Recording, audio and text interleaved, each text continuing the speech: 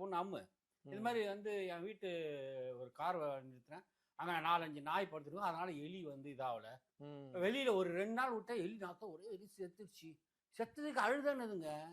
நீங்க எலிக்கு மேல காட்ட மனுஷங்கள் காட்ட மாட்டேங்க. பொய் உலக நடிப்புடா சாமி மொமெண்டது. உலகமாக நடிப்புடா சாமி மொமெண்டது. அந்த அம்மு சொன்னது நீ எலி செத்ததுக்கு அழுவீங்க, அவ்வளோ பயங்கர சாப்பிட்டா.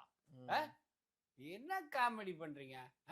ஏதோ ஒரு இடத்துல உட்கார வச்சு உங்களை பேச விட்டா நீங்க மாட்டு பேசிட்டீங்களா? எது வேணாலும் பொதுமக்கள் தாங்க முக்கியம். நீங்க ஒரு 10 பேர் வசதியாகிறவங்க, நீங்க 10 பேர் கார் வச்சுட்டு இருக்கிறவங்க, பெர்சன்டேஜ் பாருங்க, நடந்து போறவங்க தாங்க ஜாஸ்தி, பஸ்ல போறவங்க ஜாஸ்தி, ஷேர் ஆட்டோல போறவங்க ஜாஸ்தி, இல்ல எல்லாமே அவங்க தானே ஜாஸ்தி. நீ இப்ப கார்ல போற வந்து நம்ம பாக்குறது கார் அதிகமா இருக்குது, ஆனா நடந்து போறவங்க, பிளாட்ஃபார்ம்ல இருக்கிறவங்க, ஏழைகளும் எத்தனை பேர் இருக்கான் இல்லையா?